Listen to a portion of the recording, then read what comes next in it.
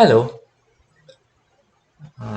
kamusta kayo? So, we're back after 2 weeks of break. So, I hope nasa condition kayo ngayon and our previous topics na pag-aralan na mabuti, no? So, going back on our subject, differential calculus, we are now on topic 6. Our topic 6 is all about applications of derivative. So, itong application of derivative, this is actually the start of the whole differential calculus. So, yung mga pinag-uusapan kasi natin, mga equations, formulas, a-apply lang natin yan in a real life situation. So, ito yung mga bagay-bagay na nangyayari na sa mundo. So, para sa akin, nung nag-aaral ako, na-appreciate ko to, na ito pala yung mga ginagawa ng mga engineers. So, bakit may ganito? Bakit may ganyan? Paano ba kino-compute? So, this is it.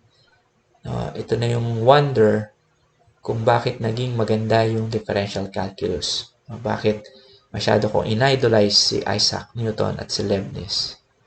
So, 2 parts to. Uunahin natin yung, of course, yung part 1, which is the equations of tangent and normals. Tangents and normal.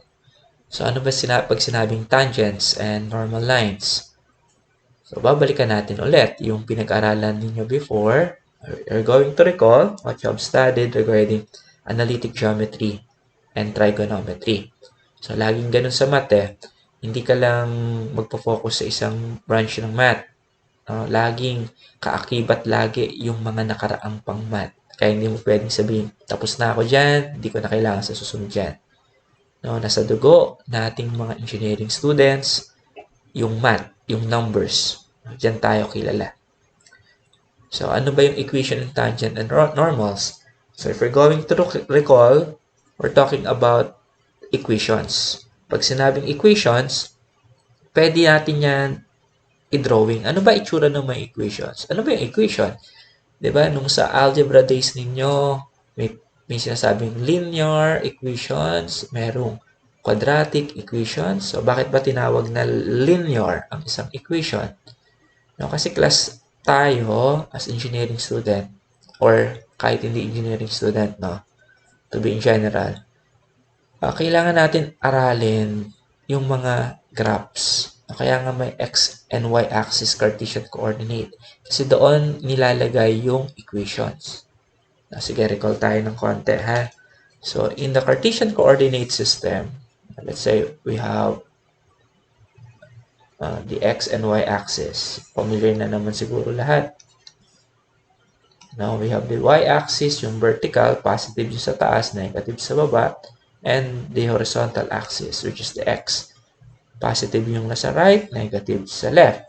Divided into 4 quadrants in counterclockwise direction. The first quadrant, second quadrant, third quadrant, and fourth quadrant. Tapos, in relation with the angles, magkakaduktong lahat yan. So, dapat yan, naaaral natin lahat bago tayo sumabak sa calculus. So, huwag nyo nang i-blame kung sarili nyo o sino mo man na napasok-pasok pa ako sa engineering.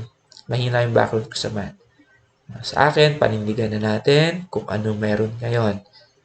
Kaya pa at sigurado naman ako na kaya kayo nag-engineering dahil gusto nyo matuto and at the same time kaya nyo i-prove sa sarili nyo na magiging engineer ako after 4 years lang. 4 years ba o 10 years?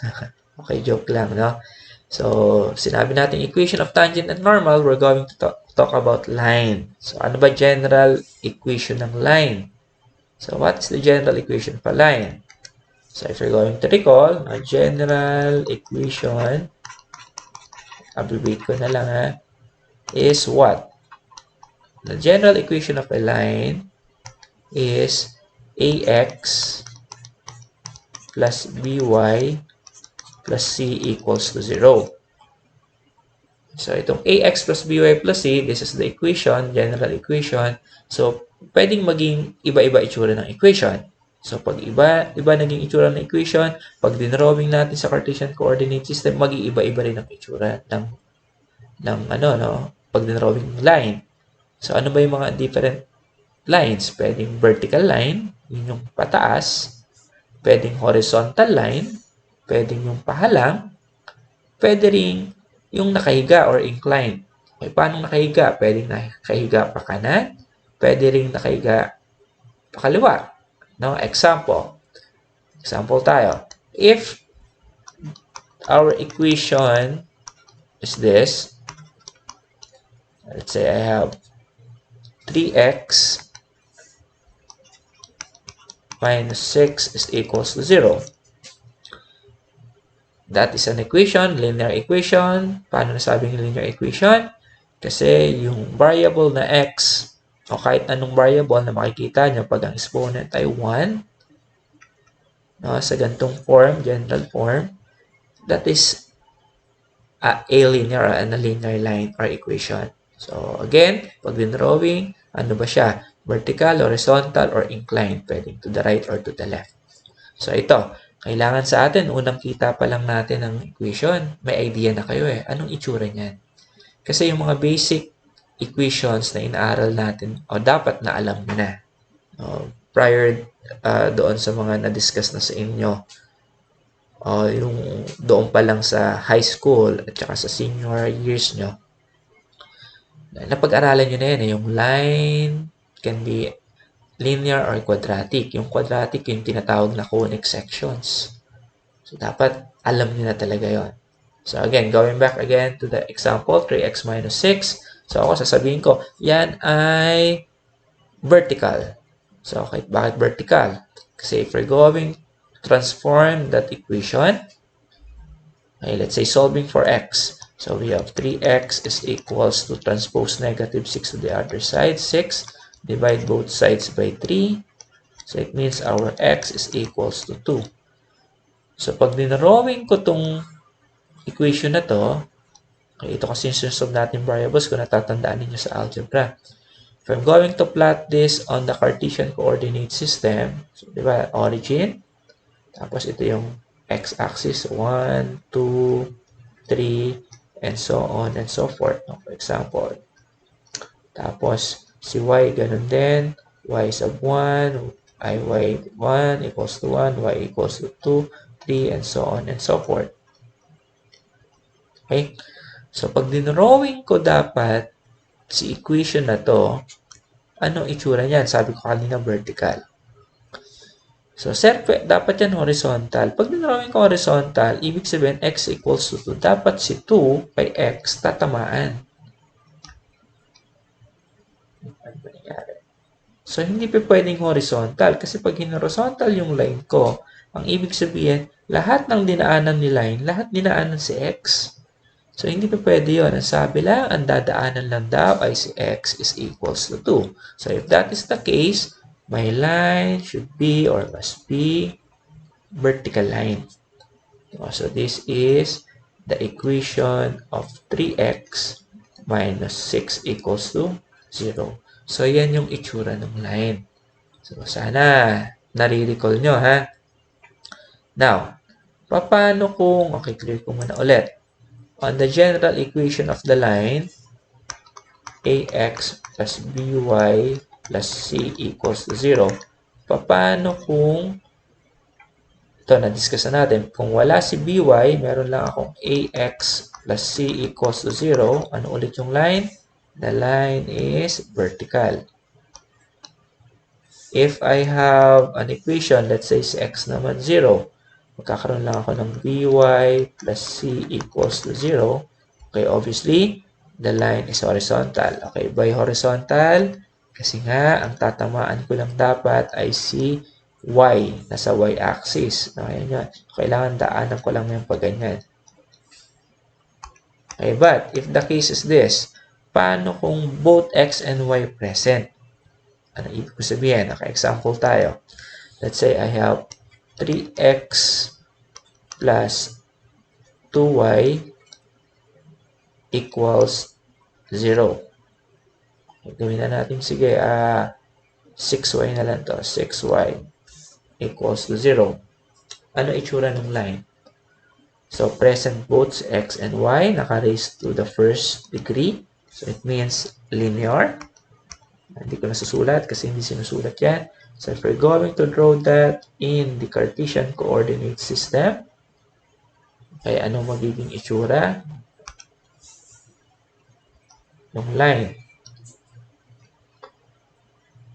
Okay, so sasabihin kong ano yan. Yan ay inclined, obviously. Present kasi sa x and y. Tapos, imbis na pa-incline to the right, yan ay pa-incline to the left. No, pahiga, pakaliwa. Okay, why?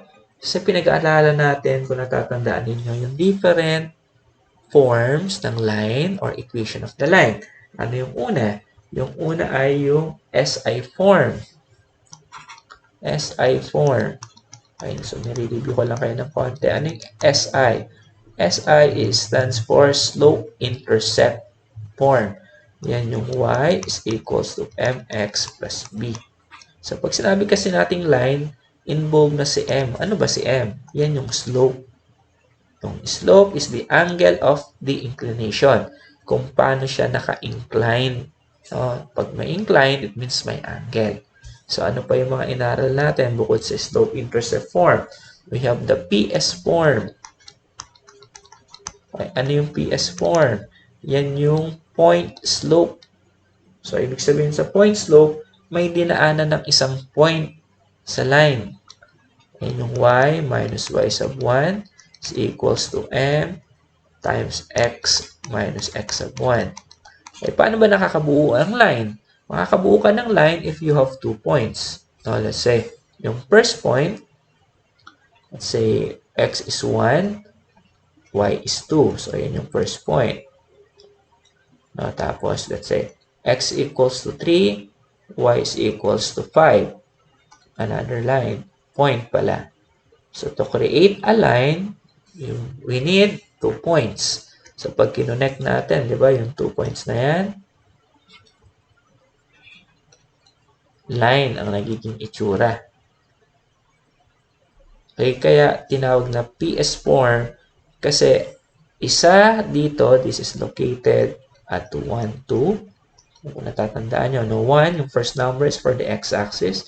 2 is the second number pertaining to the y-axis. So, ito naman ay 3, 5. Ayan.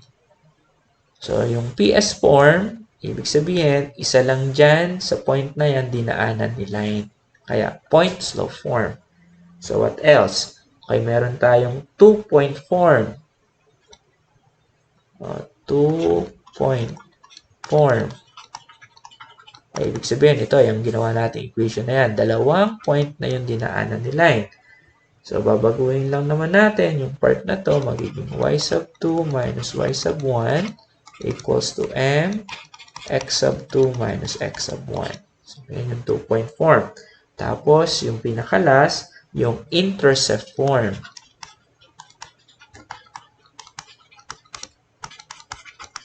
Okay, ano naman yung intercept form? Yung intercept form, ito yung naka-inclined yung line. Mag-drawing ko na lang ha.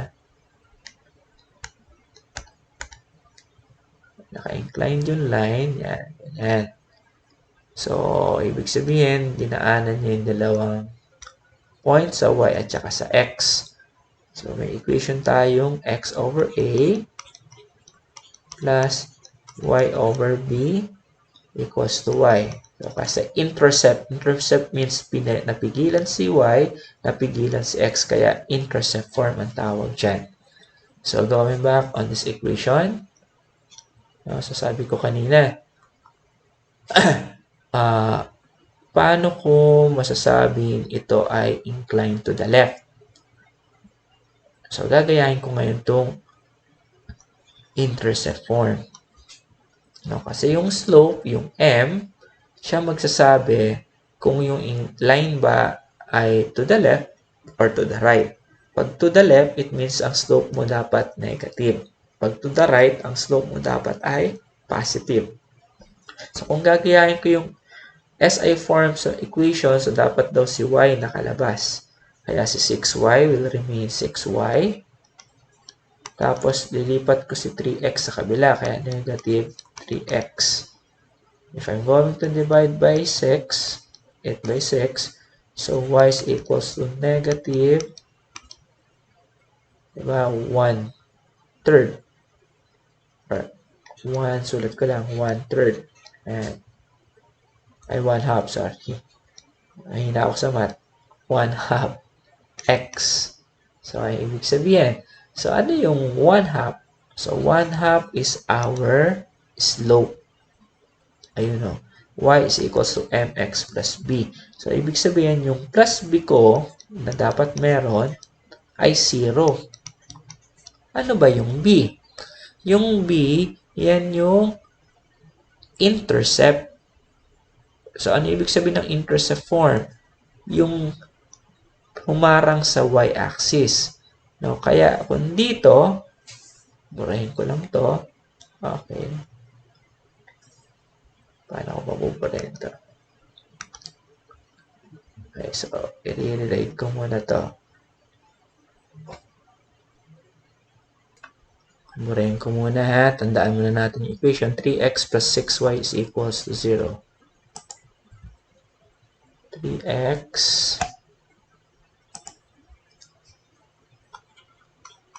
plus 6y equals to 0. So, yung kinuha natin yung slope-intercept form, ay yun yung y is equals to negative 1/2.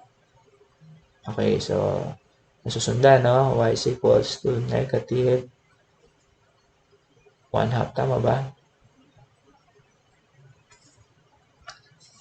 Ay, x. So, sabi ko kanina, meron dapat yung b, no? Plus b. Ano daw yung b? Yung b yan yung intercept sa y, no? Y-intercept. Kasi pag dinrawing natin, at sabi natin inclined to the left because of the slope, which is negative. Ano yung negative?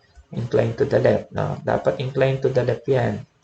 So, yung b ay yung y-intercept. Ibig sabihin, ito, pinag-uusapan na yan. So, kung walang b, kasi 0 naman daw yan, sabi nyo. So, walang height. No, ano ibig sabihin walang height? So, pag dinrawing natin yan, so, paano mo ilo-drawing? Kung walang height, ibig sabihin 0. Dito dumaan sa origin. Ganyan ang magiging line. So, ito yung equation na 3x plus 6y equals to 0. So, naniniwala kayo? Oh, sure. Siyempre, sinabi nyo. So, i-prove ngayon natin. Paano ganyan ang magiging drawing? No? So, based lang doon sa mga formulas. So, sabi ko kanina, if we're going to draw a line, we need 2 points. So, tingnan natin, ha? If this is, again, going back to the equation, if this is the equation, 3x plus 6y equals to 0, we're going to assume values para makakuha tayo ng 2 points. So, ipa-plot ngayon natin ito yung tinatawag kong mano-mano method into the table. And, so, dito, rearrange natin muna para hindi magulo. Okay, balikan natin itong hindi naman galing yan. Y is equals to negative 1/2 x. So, if I'm going to assign, let's say, x is equals to 0. Oh, wag na 0. If x is equals to 2. And, dito tingnan ha. Kung si x daw ay 2, compute natin. 2. So, ito magiging 2 na to. Negative 1 times 2 is negative 2 divided by 2 is negative 1. So, lagay ko lang muna. If x equals 2, y is equals to negative 1. So, paano mangyayari yun? X is equals to 2. Let's say 1, 2. Y is equals to negative 1. Ito yun. Hindi lang accurate yung drawing ko, ha? Okay, tapos, another point. Assume ulit tayo. let's say x is equals to 4. Let's say this is again 4. So 4 times negative 1 is negative 4 divided by 2 is negative 2. So if x is equals to 4, any values dito walang problema. Kasi kailangan lang natin representation, or we're going to assume value of one variable to have another variable. So again, if x is equals to 4, y is equals to negative 2. So 3, 4. So this is 2, this is 4. This is negative 1. Okay, this is negative 2. So sa graphing notebook, mas accurate yan. Ito siya. Okay, kaya pag dinrawing natin, dadaan dito. So testing natin if x is 0, 0 to. 0 divided by 2 is 0. So y is equals to 0. So dadaan sa origin. So paano natin isa-summarize to? Doon sa general equation na ax plus by plus c equals to 0, pag wala daw c, dadaan daw sa origin. So, yun yung pinaka-clue din. So, tingnan natin yung equation kanina. 3x plus 6y. Walang c Diba? So, pag walang c, sabi ni Sir Ray, dadaan sa origin. Pero, depende kung inclined to the left or inclined to the right. Paano ulit nalalaman kung inclined to the left? Gagayahin nyo yung intercept form or IS. Intercept form or slope SI, IS tuloy. SI form. Tuloy ako na. Nandito na. SI form. So, ano yung SI form na gagayahin? Yan yung y is equals to mx plus b. So, gagayahin nyo to. If m is negative, pahiga, pakaliwa.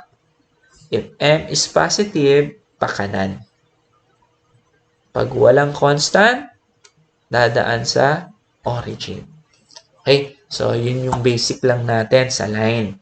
Now, sana na-recall ninyo. Kung hindi nyo ma-recall, you have already an idea. Expand the idea that I gave you. Mag-research at manaliksik. Yun yung importante sa atin. So, ngayon, ano pag-uusapan ngayon natin about tangents and normal? So, haba ng intro ko, no? So, sa tangents and normal, okay, we're talking about line. But how do we will define or relate lines in differential calculus? Diba? Sa differential calculus kasi meron tayong dy over dx. Ano yung dy over dx? So, recall nga tayo ng konti ulit. Ano yung dy over dx? Saan natin nakuha yung dy over dx? Diba? Nagkaroon tayo ng equation muna ng y is equals to f of x. Tapos, si f of x, si x nagka-increment, nagka-delta x. Yan yung long method nyo Pag ano daw nangyayari kay independent variable, may nangyayari din kanino? Kay dependent variable. Nagkaka-delta y din. Tapos, si y nilipat sa kabila. So, delta y is equals to, okay, nagre-review tayo x plus delta x. Yung y nilipat sa kabila minus y. Okay, ano ngayon ulit yung value ni y? That is our original function. No, ito yan. Okay, so ang purpose natin, kunin natin yung sinabing delta difference No, yung ratio ng delta y over delta x. Kaya i-divide ko by delta x ang equation. So pagkatapos i-divide by delta x, kukunin natin yung limits.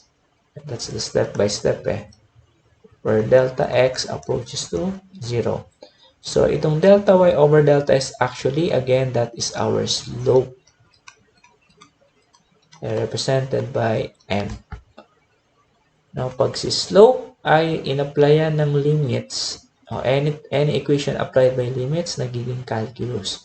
So, yung limits ng delta y over delta x, or delta x or the denominator approaches to 0 is your first derivative, o yung dy over dx or y prime. So, pag sinabing slope pala tong delta y over delta x. So, yung first application of the differential calculus is slope. So, ayan yung y prime. So, may idea na kayo. So, to elaborate further, kasi mamaya magbibigay tayo ng example, medyo madugo pag-uusapan natin. Now, let's say, meron akong equation, tapos nung dinrawing ko, sa Cartesian coordinate system, and equation to, hindi lang line ang pag-uusapan natin ngayon. Kasi yung line, madali. No? Alimbawa, ito na yung equation ng drawing, no? Hindi natin alam. Ganyan ang itsura. Okay, so yan, pwede bang kunin ang slope? So, hindi. Kasi curve yan. Pero pwede natin makuha lang yung equation or yung pinaka-slope niya or angle niya, hindi lang sa kasi kung line siya, diba? Straight line. Kahit saan ka kumuha na point dito, let's say this one, yung theta niyan ay equal din sa theta doon. Equal din sa theta doon. Why? Kasi isa lang yung line and the angle is always with respect sa horizontal line. So, iisa lang yan ay uniform kumbaga. Pero pagka ang equation mo ngayon ito yung zigzag, is it possible ba na kunin ko rito yung slope or the angle? Ay, hindi, kasi may curve yan, hindi siya line. At yung angle ba na to ay equal dito sa part na to? Ayan, halimbawa ito. Or equal ba dito yan? So, hindi mag-equal yan. So, ang ginagamit ngayon natin yan to solve for the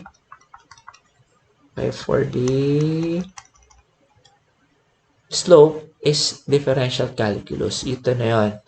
Yung delta y over delta x, which is the ordinary slope of a line, in-apply ng limits, naging y prime. So, still, it is the slope. So, in any point along the curve, sa x-axis na 1, 2, 3, pwede kong kunin individual. Okay, kung hindi pa rin naintindihan, kung i-relate naman natin sa speed, no? Let's say, meron kalsada. So, this is the block. Ito yung madalas kong ina-example. Tapos, nagmotor ka ngayon, no? Gaano kabilis ka magmotor? Sir, 40 kilometers per hour. Are you sure mula nung nag-start ka rito, hinarurot mo na ng 40 kilometers per hour? Siyempre, hindi. Okay, primera, segunda, tercera, lalo na kung papaliko ka. Pag tinanong ko, ano speed mo rito at this point? Kung tumatakbo ka rito ng 40 kilometers per hour, imposibleng 40 pa rin dito kasi sasemplang ka. So, is it possible to get? Yes, sir. Kung may sakay ako, papasilip ko po yung speedometer ko. Okay, paano kung ikaw lang mag-isa? So, pwede pa rin ma-solve using differential calculus. So, again, medyo application na mahaba, no? But, again, the first application na pag-uusapan natin is about slope of the tangent line. Okay, in the slope of the tangent line, okay, this is the first derivative of a function can be interpreted as the slope of the tangent to the graph of the function. So, in relation with the graph, ito siya. So, we have a curve. Tapos, yan na yung point. So, ito gagawin natin. So, ito let's say yung point. Okay, where point is located, x sub 1, y sub 1. So, ibig sabihin, along x-axis, this is my x sub 1. Along y-axis, this is my y sub 1. So, real value actually yan eh. So, meron akong point, maraming point to eh, dito sa equation na to. Drawing ko, that is the function. Yung point na to, pag may line na dumaan sa one point, ang tawag natin is the tangent line. So, by definition, tangent line is a line touches one point on the curve. So, that is tangent line. Okay, diba sa circle nga? Okay, recall tayo sa circle. Okay, pag ito yung isang point sa circle, pasensya na sa drawing ko. May dumaang line dyan, tinamaan yung one point sa circle. Ang tawag dyan ay tangent line. Pero pag dito dumaan yan, So, dalawang point yung tinamaan, yung tawag natin chord eh. Chord or diameter. So, ang tawag naman dyan ay second line. No, 2 points. So, pag 1 point, tangent line. Pag 2 points, second line. So, this is our tangent line. Kaya tinawag kong T, line T. This is the tangent line. So, ano naman yung tinatawag natin ngayon na normal? Kasi we're talking about tangent and normal. Yung normal naman, passing to the same point, perpendicular to the tangent line. Pag sinabi natin perpendicular, having an angle of 90 degrees. No, pa-cross talaga siya. So, this is the tangent, this is the normal. So, that's what we call tangent and normal line. Okay, now, if we're going to get the equation of the tangent line, okay, recall ulit natin yung point-slope form. Why point-slope form again? Kasi dumaan sa isang point lang. Pag walang point, slope-intercept. Yon. Pag dumaan sa isang point, point-slope form or PS form. Pag dalawang point ang dinaanan, two-point form. Okay, so isa lang naman yung equation ng line. Sana kung marirecall ko, matuturo ko sa inyo lahat yan eh. No? Kung nag-face-to-face tayo, I can teach you again yung basic ng algebra, ng trigo, at ng analytics. So anyway, ay ganun talaga ang nakaraan. Okay, so ano yung equation? Ito yung kaninang pinag-uusapan natin. No? Point slope, dumaan sa y sub 1 and x sub 1. So this is the equation of the tangent line. Gagamitin natin sa pagkuha ng equation ng tangent line, yung point slope form. So, paano naman natin kukunin yung equation nitong normal line? So, to get the equation of the normal line, ito rin, no, kamukha rin siya ng tangent, pero kung napansin ninyo, magkaiba lang pagdating sa slope. No, magkaiba lang pagdating sa slope comparing with this one. Okay, so kung isa-summarize natin, recall na rin ulit, if the lines are parallel, if the lines are, okay, una, parallel. Ibig sabihin ng parallel, kahit pahabain ko pa tong line at pahabain ko pa tong line, hindi sila mag-i-intersect or magko-cross. Malalaman ko lang yon magkamukha ng slope. So, yung slope ni L1 for line 1, and this is, let's say, L2, ay equal kay slope ni M2 o ni line 2. Pag magkamukha sila ng slope, paano ulit nakukuha yung slope? So, slope-intercept form, yun si M. Si M yung katabi ni X. Pag magkamukha sila, it means kahit magkakaiba pa yung itsura ng X and Y, no? ng Y, basta magkamukha ng slope. Parallel yon. Yung line na yon hindi mag-i-intersect or magko-cross. But if the line is perpendicular, okay, ito na yung pinag-uusapan natin. Perpendicular again, 90 degrees. 90 degrees. The slope of the two lines is negative reciprocal of the other. Kaya kung pansinin nyo, magkamukha yung equation. Magkamukha yung equation. Magkaiba lang ng slope. Negative reciprocal of the other. So, yun yung pinaka-clue na gagamitin din natin later on pag nag-solve tayo ng problem. Oops, sorry.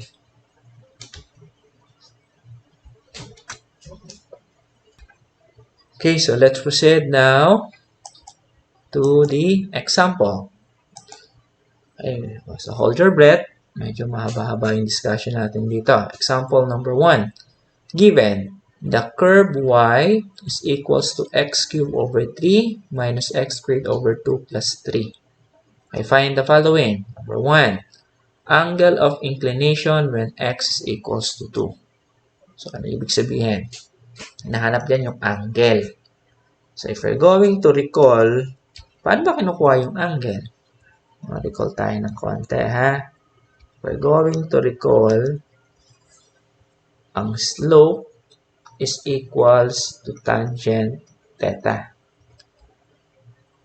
Okay, ang slope or tangent theta is equals sa analytic nyo ng rise over run. Where delta y means difference of two y's. Delta x, difference of two x's. Ayan, ibig sabihin. So, doon, ito yung kinukuha, no? Angle daw. Angle of inclination, kung saan daw si x is equals to 2. So, kung hindi naintindihan, itong equation na to, kailangan natin munang i-drawing. So, hindi siya line. Okay, bakit hindi siya line? Kasi, hindi linear yung exponent. Siya ba ay quadratic? Hindi. It is beyond quadratic kasi raised to 3. Ang quadratic, 2 eh. Yung conic section. So, paano ngayon natin ito-drawing yan? Sir, hindi na po namin napag-aralan yan. So, yun yung yung sinasabi kong technique na mano-mano. No, pagpa-plot kayo ng mga points, different points, magagawa kayo ng x and y. X and y.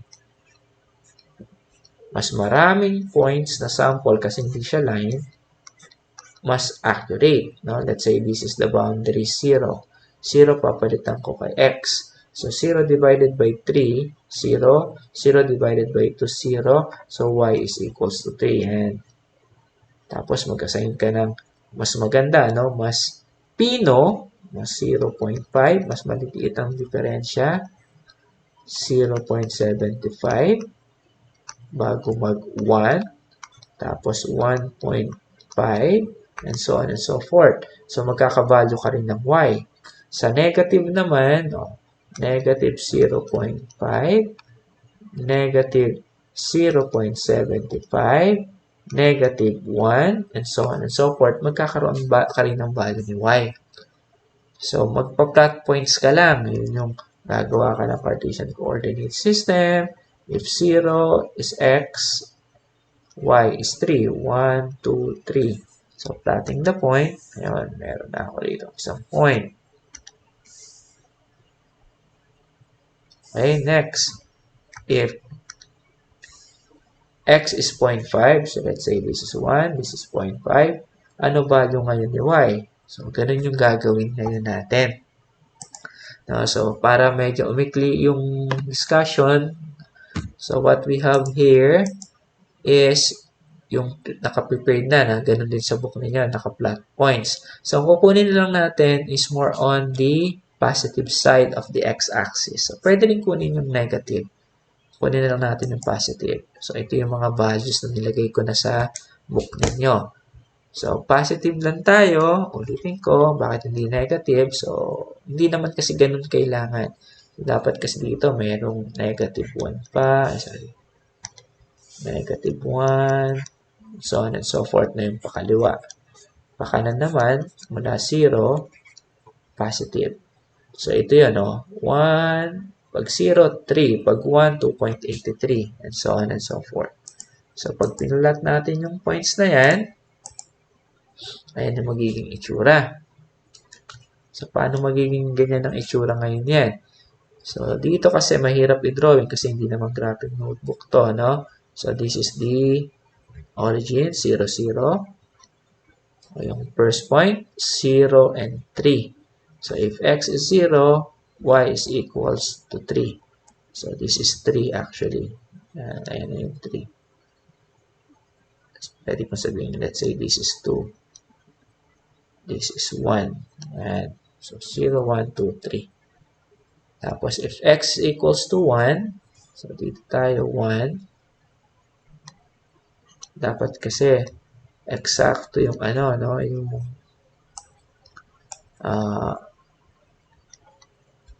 yung kung gaano kataas to, ganun din to. Parang ganon. So, if x is 1, y is 2.83. So, this is 2. Okay, so, sabihin na natin this is 2.83 yung part na to. Kaya, ito yung point na yan. Ayan. Okay, so ito yung unang point. Gawin natin blue. Ito yung unang point, 0, 3. Pangalawang point, 1, 283. Pangatlong point, 2, 3.67. 2, y 3.67. So if this is 4, hindi lang to accurate, no? So parang nandito siya. Yan. Tapos, x equals to 3. Dito yung 3. Sorry, dito. 7.5. So, dapat to, medyo paganto yung drawing yan. Yan, pag ganyan. So, hindi ko na accurate sa book yan. So, pagtsagaan na natin. Tapos, connecting the points. Kaya makakabuo tayo. Itong side na to, negative, hindi ako naglagay ng negative values dito sa x. Pero yung pababa. So, makikita rin natin mamaya sa solution kung talaga siya pababa or hindi. So, for the meantime, so pwedeng sabihin natin na ang drawing lang talaga, dahil positive lang yung pinagkunan ni x, ay ito lang. Parang pag ganito. Yan. So, hindi natin alam itong negative part. So, parang pag ganyan lang. So, malalaman din natin mamaya kung totoo yan. No, yun ang wonder ng ng engineer. For example, sa civil, may construction sa, sa isang site. Kailangan ba yung engineer nandoon lagi? Hindi na, no? Kasi si foreman, meron naman na parang representative may. Yun yung hindi pa talaga full-fledged engineer or hindi na nagtapos ng engineer. Kaya tinatawag na foreman. No, sabi ni foreman, "Sir, may problema tayo." Sabi ni engineer, sige, labas mo yung map, yung blueprint natin. No, yung plano. Tapos si engineer nasa Boracay, pa-relax-relax lang, painom-inom. O, foreman, tingnan mo yung sa area na to, focus ka. So, based sa plano natin, ganito, ganyan, ganyan, ganito gawin mo. So, sa pamamagitan ng plano na yon, maintindihan na ni foreman yon. So, hindi na kailangan ni engineer na magmamadali, nasa Boracay, pupunta agad doon sa site. So, hindi ganon. So, parang ganito rin yung gagawin natin, no? Kahit hindi tayo nandoon sa presently, no, doon sa area na yon. Basta na-compute natin yan, meron tayong blueprint or solution kung tawagin natin. Hindi tayo pwedeng magkamali.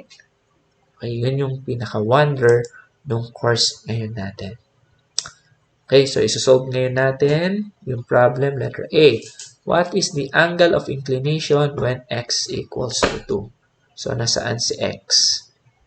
Actually, ito x equals to 2. Ito yan. No, kung ipa-plot natin, at x is equals, sorry, this is 1 pala, no? Ito si 2. Angle of inclination. So, kung ipa-plot ko horizontal line, ano daw yung angle theta na to? Okay. So, hindi to line ha. Iba rin yung angle dito. Iba rin yung angle dito. Okay. So, ito yung hinahanap ngayon natin. Ano yung angle theta na yan? So, sabi ko nga, di ba? Ito sa itsura pa lang na to. Tingnan natin ulit. If this is 1, this is 2. Sa itsura pa lang na to,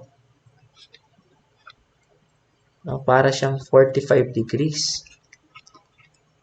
45 degrees. Mali pa nga yan kasi di ba sabi natin pag ganito dapat yan. Pataas. So, kung ito kukunin natin, mataas sa 45 degrees yan. So, paano ngayon natin isosolve yan? Kailangan ba natin kunin yung protractor at sukatin mano-mano? Yun yung sinasabi ko, hindi natin kailangan pang actualin Kailangan na lang natin isolve using calculator lang and pen. Okay, yun yung gagawin ngayon natin. How to solve? So, paano natin isosolve ngayon siya? Okay, so inayos ko ulit, no? Let's say, ito yung 1, ito yung 2. Okay, ito yung angle na hinahanap natin. Ayan, yan yung hinahanap nating angle. So, solving for that, for the angle, at x is equals to 2. Okay, so ano ulit? Yung first application ng derivative, which is the y prime, the slope. So, susulat ko.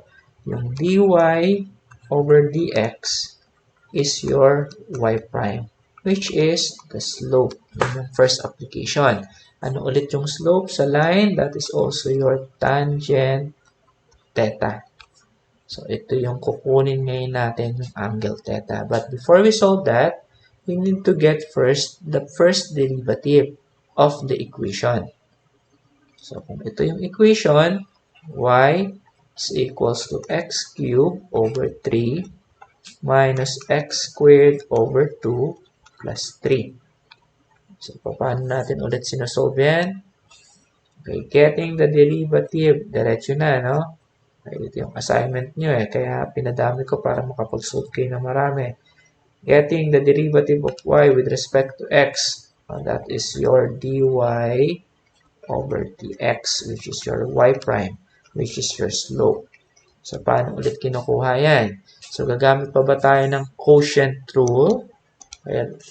Be ready with your index card sa formula. Pwede ba tayong, kailangan pa ba natin gumamit ng quotient rule? Yung u over v, yung v du, so hindi na.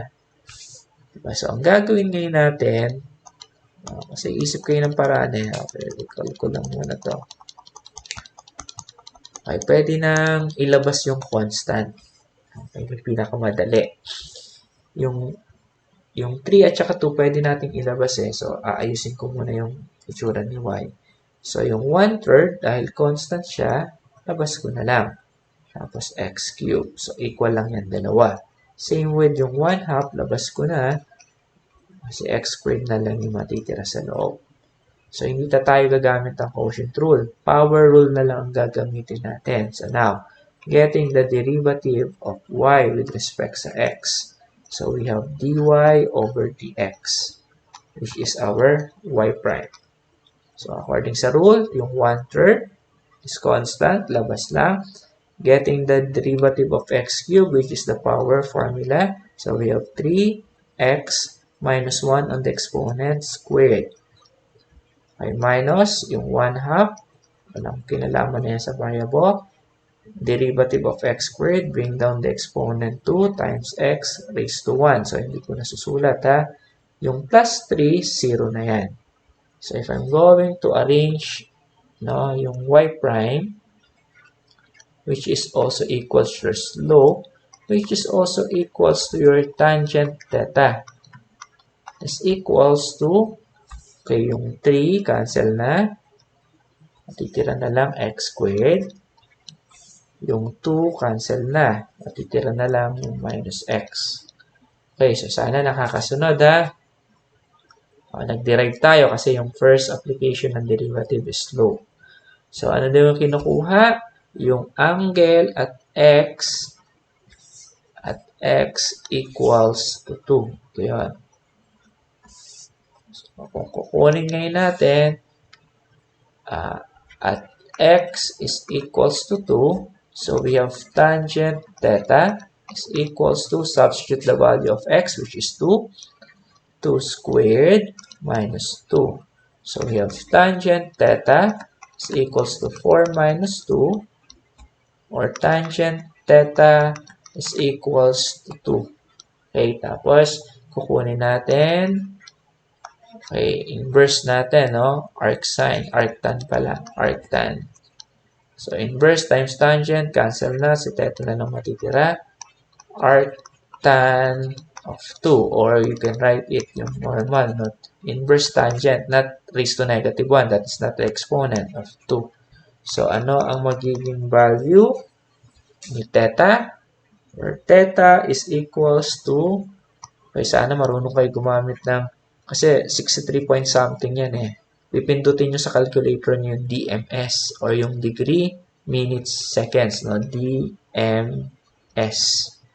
Degree, minutes, seconds. Kung wala, may makikita kayo sa calculator nyo ganito. Yan, yung ganyang symbol. Pipindutin nyo yun. Shift tan, napipindot sa calculator, shift, yung button na shift. Sa mga Casio to ha, yung Sharp kasi, yung ibang brand, di ko kabisado. Shift, pindutin yung shift, tapos plus yung tangent function.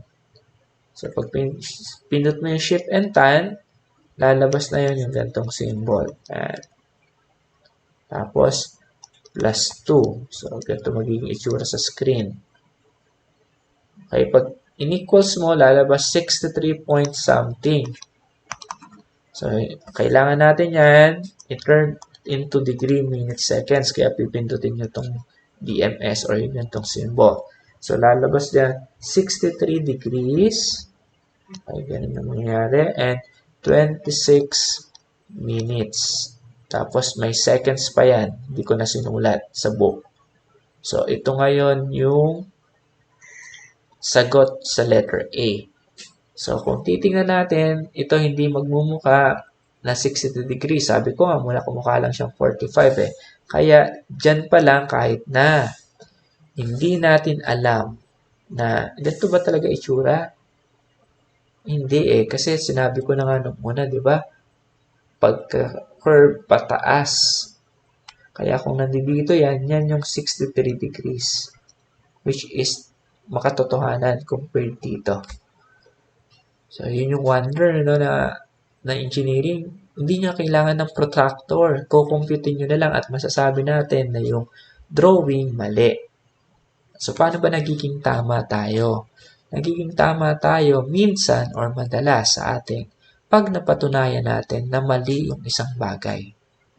Paano natin mapapatunayang mali? Computin nyo. Yung problem, pag kinumpute nyo ng tama, ng maayos, at lumabas sa sagot nyo ay mali. So, ibig sabihin, mali siya. Pero pag mali na yung isang bagay at pag-compute nyo pa rin, mali, nagiging tama. Ang gulo, no? Papatunayan mong mali yung mali para maging tama. So, yun yung isa sa proseso natin. So, tatandaan nyo yun. No, kaya hindi importante actually yung simula natin eh. Kasi okay lang yan kahit magkamali dyan. No, sige, try mo lang. Basta mali yan. Ngayon, paano mo nasabing mali? Magpatunayan kong mali yan para maging tama. Okay, so we solve letter A. Now, proceed tayo sa letter B. Pag may question, magtanong sa akin, huwag mahiya. Okay, letter B naman. Sa letter B, points or coordinates where the slope is 0. So, anong ibig sabihin? Points or coordinate, hinahanap natin kung saan dito sa first quadrant na ang slope ay 0. So, ano ibig sabihin? Our slope daw is 0. So, pag 0 ang slope, ano ang theta or angle? Okay, ano ulit yung slope? Yun yung line, di ba? Pag dinrawing, pwedeng pataas, horizontal, pwedeng incline to the left, pwedeng incline to the right. Yung slope niya. So, pag slope ay 0, ano ibig sabihin? Saan dito yung itsura ng slope ay 0?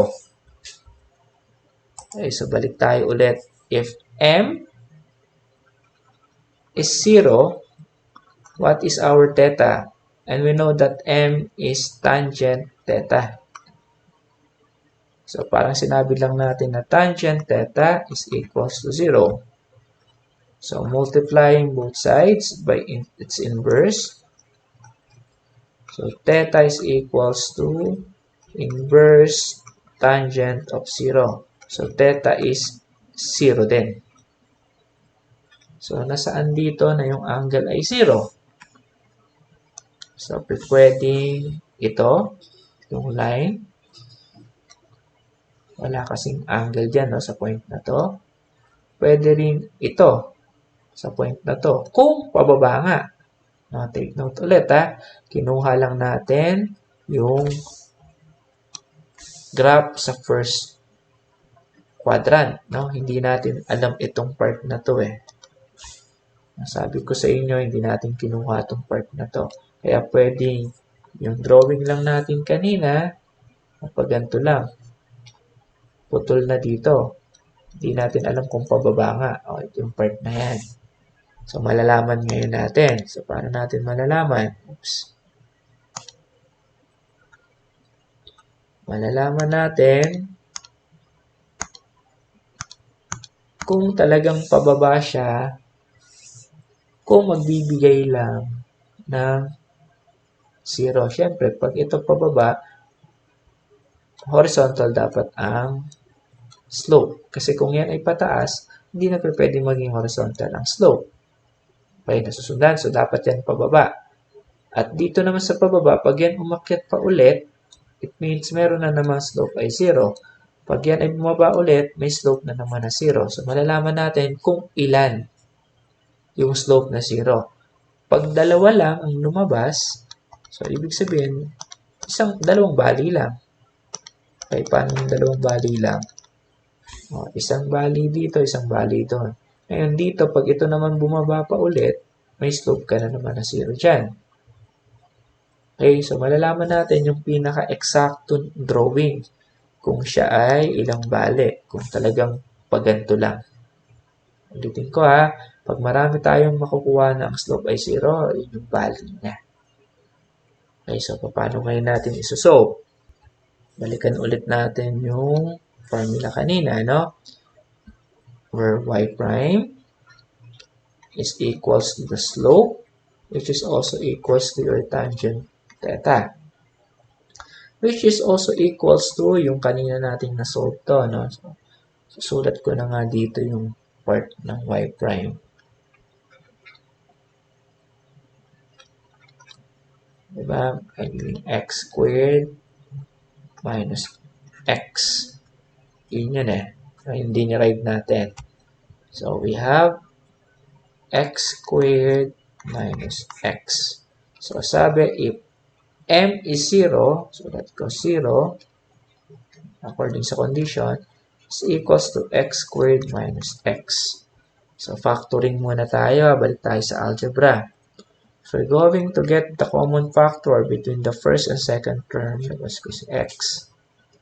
X squared divided by x is x. Minus x divided by x is 1.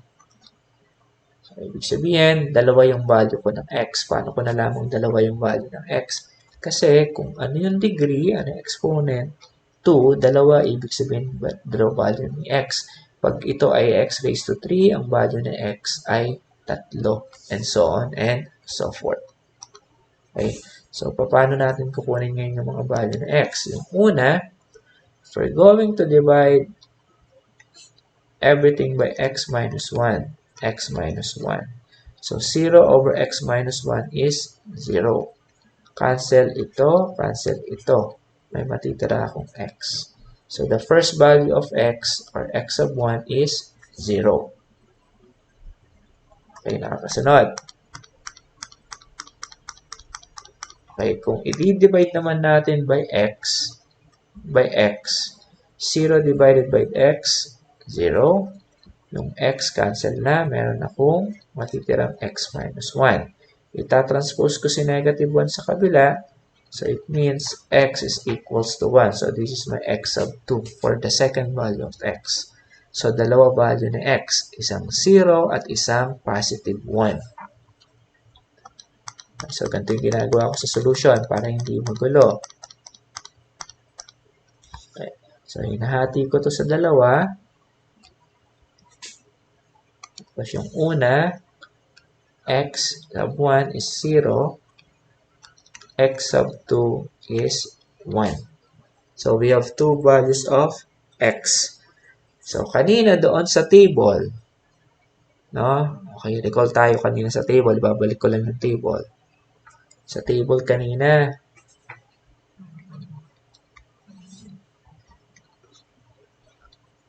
yung 0, 3,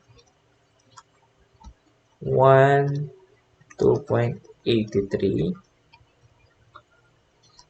1.5, 3, 2, 3.67, and so on and so forth.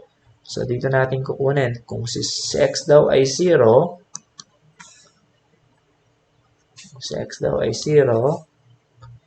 Ito yun, yung unang part. So, nasaan sa plot yan? If x is 0, ito siya. 0 yan.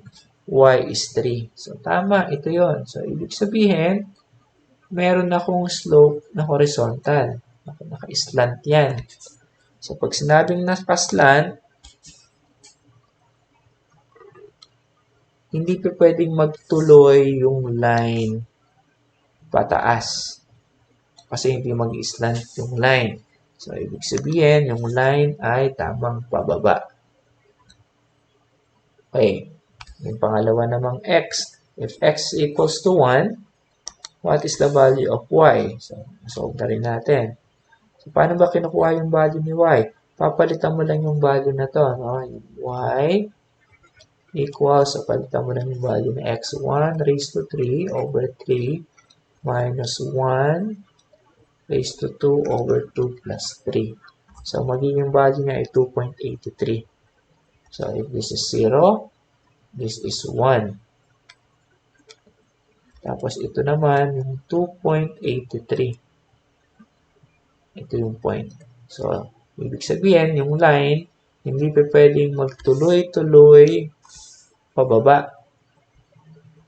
Hindi siya pwedeng magtuloy-tuloy pababa. Bakit? Kasi, ang sabi, meron daw siyang slope na 0. Ibig sabihin, ito yung slope, kaya kailangan niyang pataas na yung line. Okay, nasusundan.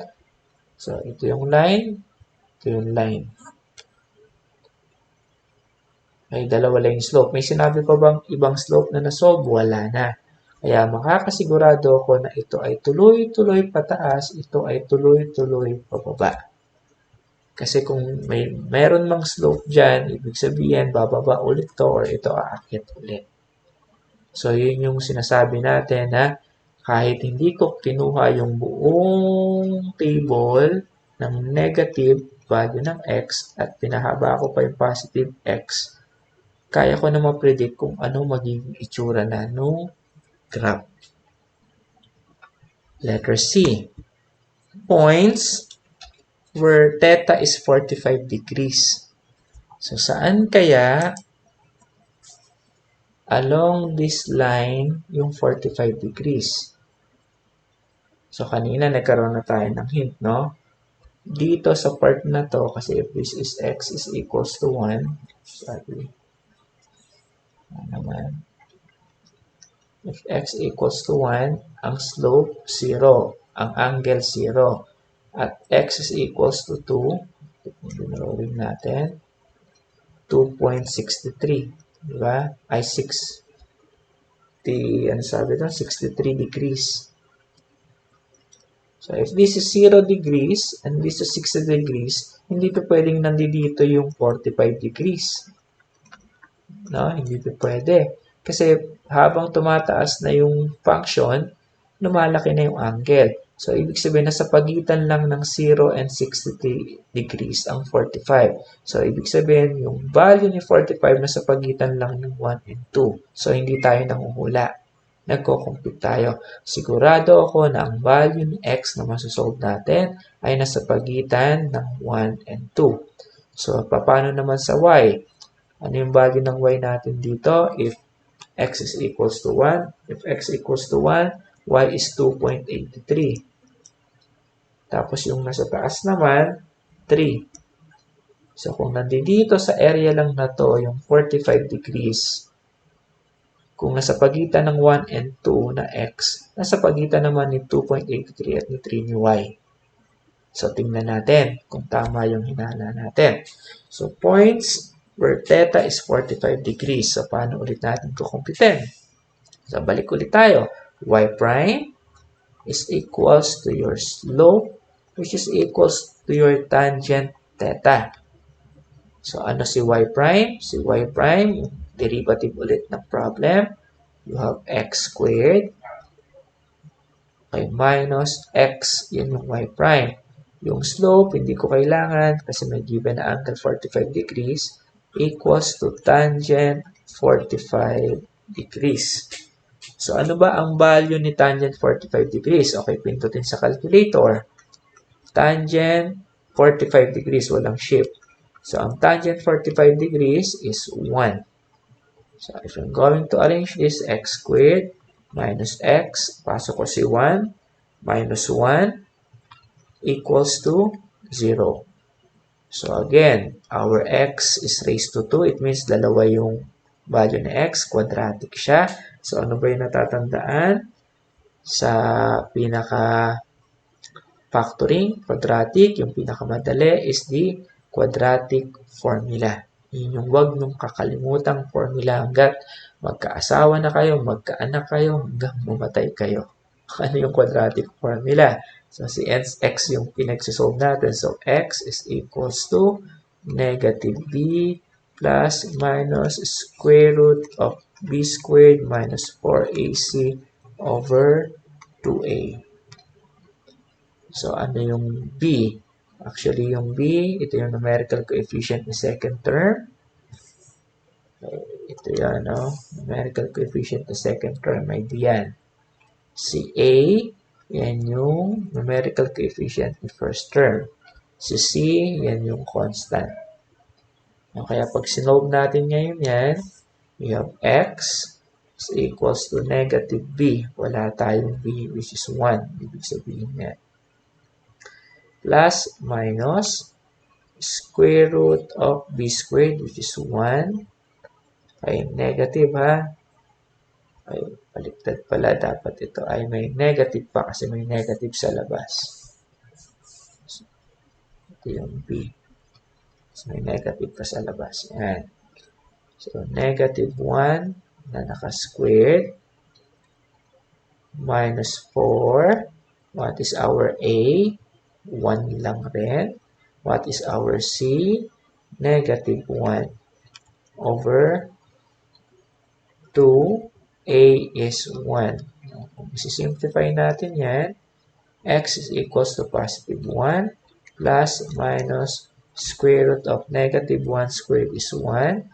Negative times negative is positive plus 4 times 1 times 1 is 4 over 2. Or, we have two values of x. No, kasi plus minus. Yung x sub 1, kukunin mo yung plus. 1 plus. What is 1 plus 4? We have 5. Yan. Over 2. Yung x sub 2 ko naman, yung value dito ng x. Yung negative naman. So, 1 minus square root of 5 over 2. Yan yung quadratic formula.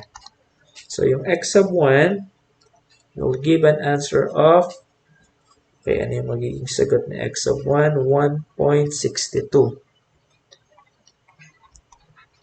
Okay, yung pangalawa naman, si x sub 2, negative 0.62. Okay, so if this is x sub 1, substitute mo kay y. Ito si x sub 1, so substitute mo kay y. Kaya magiging sagot, y sub 1 is equals to 3.105. Si x sub 2, substitute mo rin kay y. Si y sub 2, ang magiging sagot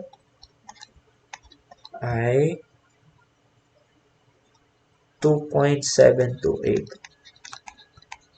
Okay. So, in short, we have 2 points. Yung first point, by P1, magkakaroon daw ng 45 degrees doon kay 1.62 coordinates and 3.105. Okay, nasaan yun? Nasa pagitan ni 1 at saka ni 2. Si x, kaya 1.62. Tama? So, itong value pala ng 3.105, paki-verify, no, kung tama ba yung given or nagkabaliktad. So, nandito siya. Okay, double check nyo na lang, ha? Okay, so nandito nga sa pagitan na yan, yung 45. Pero, dalawa kasi binigay eh. Yung 0.2, so again, kindly check it na lang, ha? Yung 0.2 na kay negative 0.62 at 2.718. Ay, ano ibig sabihin nun? Dito sa baba, meron din pala ritong 45 degrees. So, kasi nga pababa to. So, ibig sabihin, dito sa part na to, this is negative 1, negative 0.62, nandito yan. Ito yung point na yan sa pagitan ng 3 and 2 kasi 2.7182. Dito yan sa part na yan. So, dyan meron ding 45 degrees. So, sabi nga sa graph, isang pataas lang, pababa, tapos pataas. Ito, hindi na pwedeng tumaas pa. Ito, hindi na pwedeng bumaba pa. Kasi pag ito tumaas, magkaka-45 degrees na naman dito.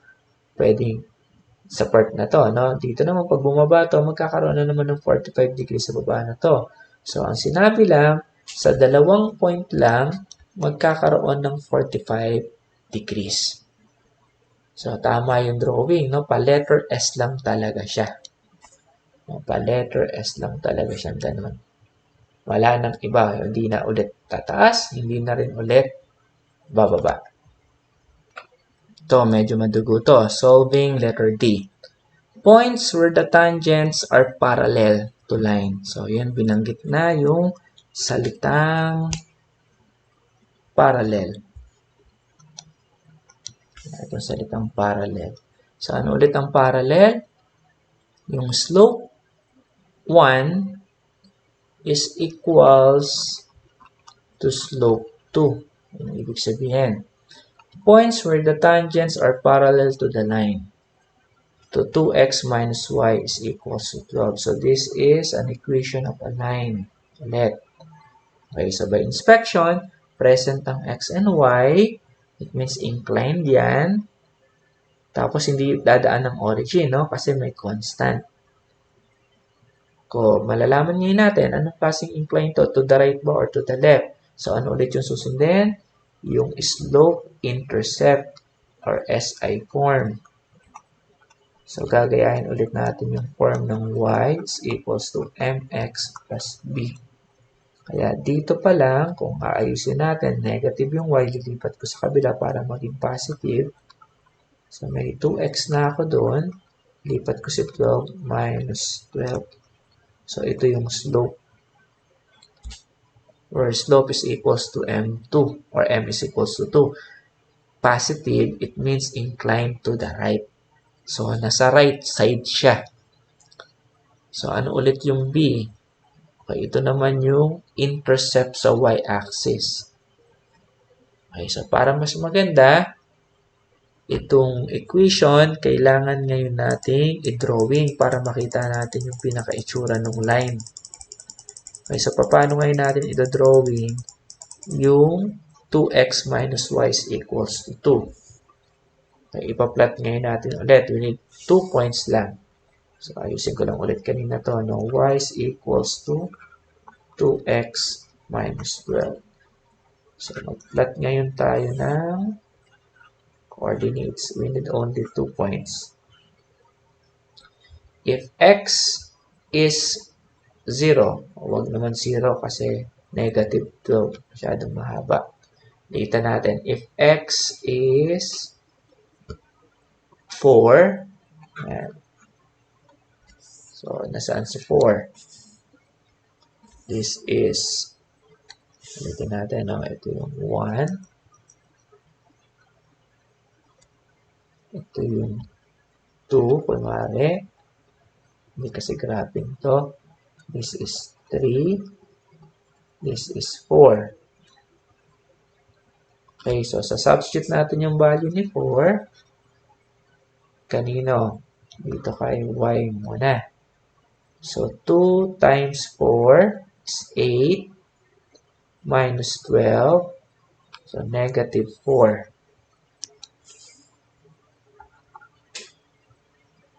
So, nandito siya.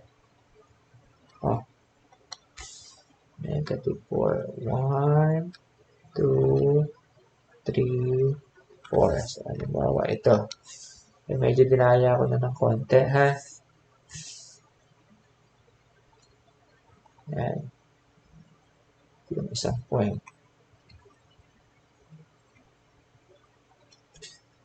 Hindi siya accurate. Tapos, okay, ano pa? Assign ulit value ni x. If x is 6, so we have 2 times 6 is 12 minus 12, y is 0. Ay, nasaan yun? 6 and 0, 4,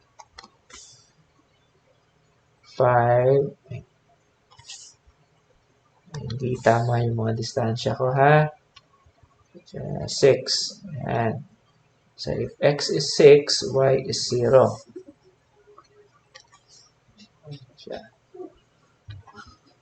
kung i-graph natin ngayon yan, this is the line. Ayan yung line. Ito yung equation ni 2x minus y is equals to 12. So, hahanapin ngayon natin dito sa curve na yan, sa mga points yan, puro points yan, points yan, na parallel daw dito. So, for example, pwede kayang, halimbawa itong point na to, tatansyahin ko lang, ha. Ito. Tapos ito yung line. Ayan. Ibig sabihin, parallel itong dalawa. This is line 1. This is line 2. Parallel, hindi mag-intersect. Okay, pwede rin, kasi ito dapat nakataas. Pwede, for example, din dito, ano. Pwede rin may line kunwari dyan. So, malalaman naman natin kung ilan yung lines. So, assume muna natin na dalawa lang yung lines. Malalaman natin kung ilan ba yung mga parallel lines. So, again, paano yung gagawin? Sabi, that my slope 1, if lines are parallel, ang M1 is equals to M2. Anong ulit yung slope? Slope, yun yung y prime sub 1. Kasi dalawa yung pag-uusapan ngayon natin. Y prime sub 2. So, if, let's say, y is equals to x cubed over 3 minus x squared over 2 plus 3 is our L1. So, dyan natin kukunin si y prime sub 1.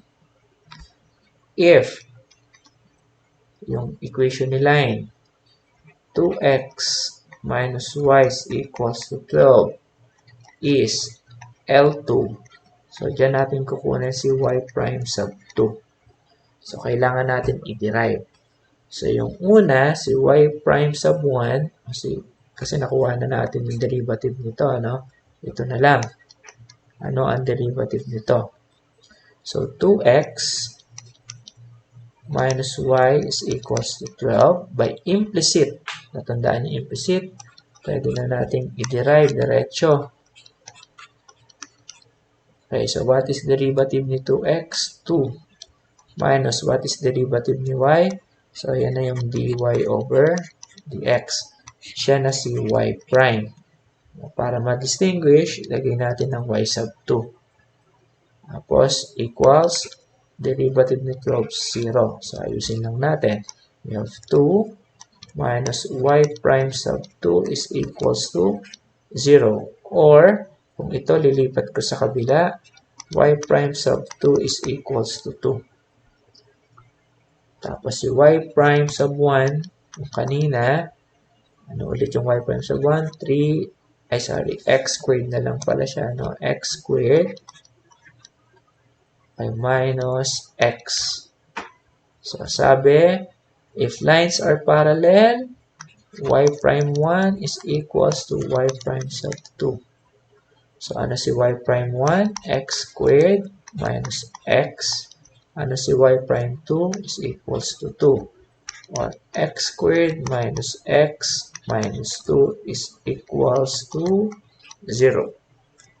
So, if I have x squared minus x minus 2 equals to 0, so again, pwede kayo gumamit ng quadratic formula.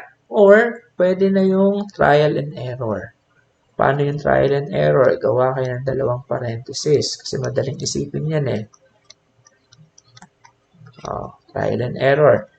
X squared means x times x squared. Yung 2, ano factors nito? 2 and 1 lang.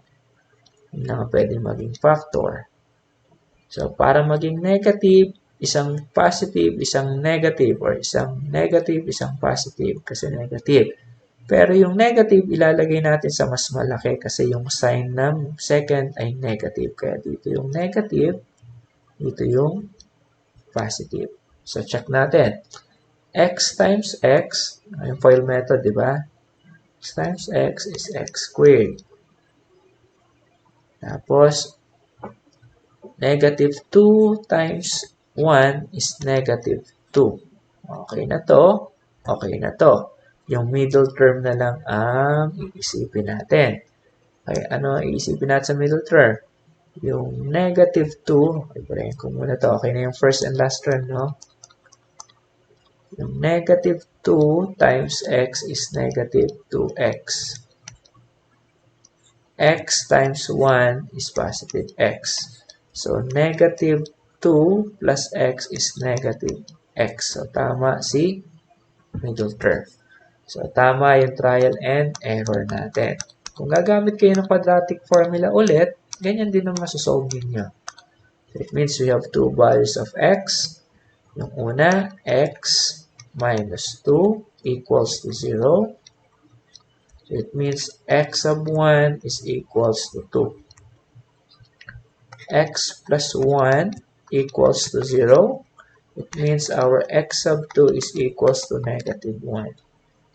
So, substituting the value of x, kagana natin sa substitute. Dito, ha? Ayan.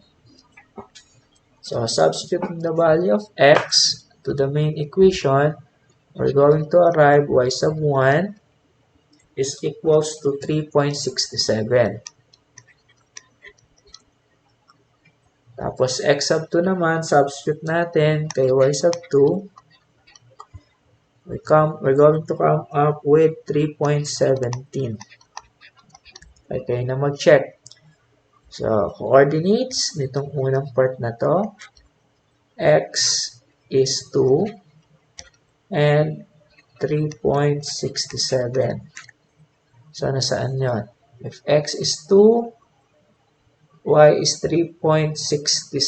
So, kasi 3 na to eh. Mali lang yung drawing ko nga ulit, no? 3 na to. So, dapat kasi to patayo eh. Ganyan eh.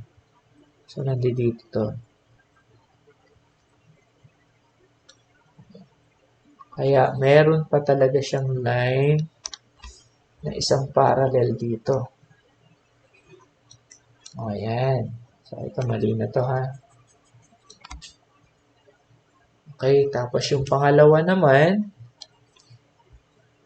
if x is negative 1, y is 3.17, 4.2. This is 4.1, this is 4.2.